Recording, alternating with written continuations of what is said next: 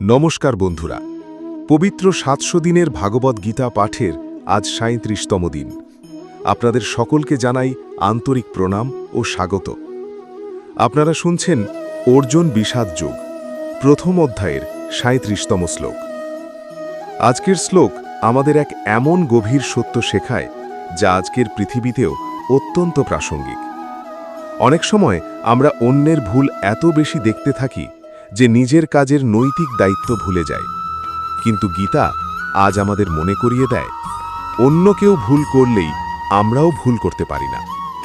শ্লোক পাঠ: তস্মান্নার্হা বয়ম হন্তুম ধার্তরাষ্ট্রান স্ববান্ধবান স্বজনম হি কথম হত্বা সুখিনঃ শ্যাম মাধবঃ।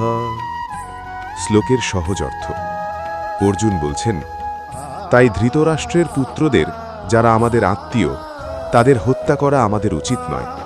হে মাধব, নিজের স্বজনদের হত্যা করে আমরা কিভাবে সুখী হতে পারি?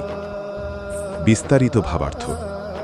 বন্ধুরা, এই শ্লোকে অর্জুন শুধু যুদ্ধের ফল নিয়ে নয়, মানুষের ভিতরের সুখ নিয়ে প্রশ্ন তুলছেন। তিনি বুঝতে পারছেন, কোনো কাজ শুধু সঠিক কারণ দেখিয়ে ন্যায়সঙ্গত হয়ে যায় না। যদি সেই কাজের পরে মানুষের ভিতরে শান্তি না থাকে, তাহলে সেই জয় অপূর্ণ। অর্জুন বলছেন, হ্যাঁ, ওরা ভুল করেছে, হ্যাঁ, ওরা অন্যায়ের পথে গেছে, তবুও তাদের হত্যা করে আমরা কিভাবে সুখী হব? এই প্রশ্নই গীতার গভীর মানবিকতা। অন্যের ভুল কি আমাদের ভুলের অনুমতি দেয়? বন্ধুরা, জীবনের একটি বড় সমস্যা হলো, মানুষ অনেক সময় নিজের কাজকে ন্যায্য প্রমাণ করতে অন্যের ভুলকে ব্যবহার করে। ও আগে খারাপ করেছে, ও আমাকে কষ্ট দিয়েছে, তাই আমিও এটা করলাম। কিন্তু গীতা আমাদের শেখায়, অন্যের অন্যায় আমাদের নৈতিকতা হারানোর অজুহাত হতে পারে না। বাস্তব উদাহরণ ১, পরিবারের সম্পর্ক ভাঙন। ধরুন, পরিবারের দুই ভাইয়ের মধ্যে সম্পত্তি নিয়ে বিরোধ হয়েছে। একজন ভুল করেছেন, অন্যজন রাগে প্রতিশোধ নিতে গিয়ে সম্পর্ক পুরো ভেঙে দিলেন। বাইরে হয়তো তিনি মামলা জিতলেন, কিন্তু ভিতরে ভিতরে কি তিনি শান্তি পেলেন? পরিবারের উৎসব, সম্পর্কের উষ্ণতা, ভাইয়ের স্মৃতি সবকিছু ধীরে ধীরে হারিয়ে গেল। গীতা আজ সেই হারানোর দিকটাই দেখায়। বাস্তব উদাহরণ ২, ডিভোর্স ও ইগো ব্যাটল। অনেক দাম্পত্য সম্পর্কে ঝগড়া শুরু হয় ছোট ভুল বোঝাবুঝি থেকে। তারপর ইগো এত বড় হয়ে যায় যে কেউ ক্ষমা চাইতে চায় না, কেউ এক ধাপ নরম হতে চায় না। শেষে সম্পর্ক ভেঙে যায়। কোর্টে হয়তো একজন জিতে যায়, কিন্তু ভিতরে শূন্যতা, কষ্ট, একাকিত্ব থেকে যায়, কারণ সব জয় সুখ দেয় না। বাস্তব উদাহরণ ৩, ওয়ার্ক প্লেস রিভেঞ্জ। অফিসে কেউ আপনার বিরুদ্ধে রাজনীতি করল। আপনি সুযোগ পেয়ে তাকেও একইভাবে নিচে নামিয়ে দিলেন। হয়তো আপনি স্যাটিসফ্যাকশন পেলেন কিছু সময়ের জন্য, কিন্তু ধীরে ধীরে আপনার মনও নেগেটিভিটিতে ভরে গেল। কারণ রাগের সিদ্ধান্ত সাময়িক তৃপ্তি দিলেও স্থায়ী শান্তি দেয় না। সুখের গভীর অর্থ। বন্ধুরা, অর্জুন এখানে একটি অসাধারণ প্রশ্ন করছেন। সুখ কি? শুধু জয়? শুধু টাকা? শুধু প্রতিশোধ?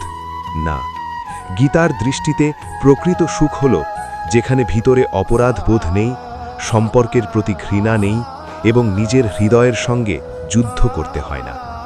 গীতার মনস্তত্ত্ব: মানুষ যখন রাগ, কষ্ট বা প্রতিশোধে সিদ্ধান্ত নেয়, তখন সে ভাবতে থাকে, এটা করলে আমি শান্তি পাব। কিন্তু বাস্তবে অনেক সময় হয় উল্টো, কারণ রাগের সিদ্ধান্ত সাময়িক তৃপ্তি দিলেও স্থায়ী শান্তি দেয় না। এই কারণেই অর্জুন যুদ্ধের আগেই নিজেকে প্রশ্ন করছেন, এরপরে আমি সত্যিই সুখী হতে পারব? আধুনিক জীবনে এই শ্লোকের গুরুত্ব। আজ সোশ্যাল মিডিয়ার যুগে মানুষ খুব দ্রুত রিয়্যাক্ট করে।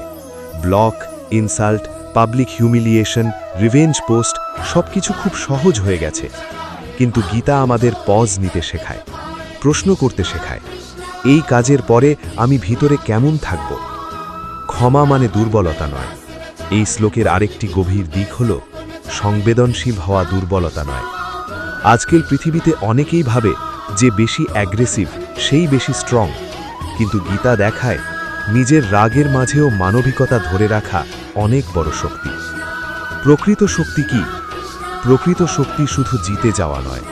প্রকৃত শক্তি হল রাগের মাঝেও বিবেক না হারানো, কষ্টের মাঝেও মানবিকতা না হারানো এবং প্রতিশোধের মাঝেও নিজের অন্তরের আলোকে বাঁচিয়ে রাখা। আজকের বিশেষ শিক্ষা: অন্যের অন্যায় আমাদের নৈতিকতা হারানোর অজুহাত হতে পারে না। যে জয় ভিতরের শান্তি কেড়ে নেয় তা প্রকৃত সুখ দেয় না। সমাপ্তি আহ্বান। বন্ধুরা, অর্জুন ধীরে ধীরে যুদ্ধের বাইরের সত্যকে দেখতে শুরু করেছেন। তিনি বুঝতে পারছেন সবচেয়ে বড় যুদ্ধ অস্ত্রের নয়, মানুষের অন্তরের। আর সেই অন্ধকার দূর করার জন্যই শ্রীকৃষ্ণ শীঘ্রই শুরু করবেন তার অমর জ্ঞান। পরবর্তী পর্বগুলি শুনতে চ্যানেলটিকে সাবস্ক্রাইব করুন, ভিডিওটি ভালো লাগলে লাইক করুন, আর কমেন্ট করে জানান আপনার মতে প্রতিশোধ কি কখনো সত্যিকারের শান্তি দিতে পারে? জয় শ্রীকৃষ্ণ। রাধে রাধে।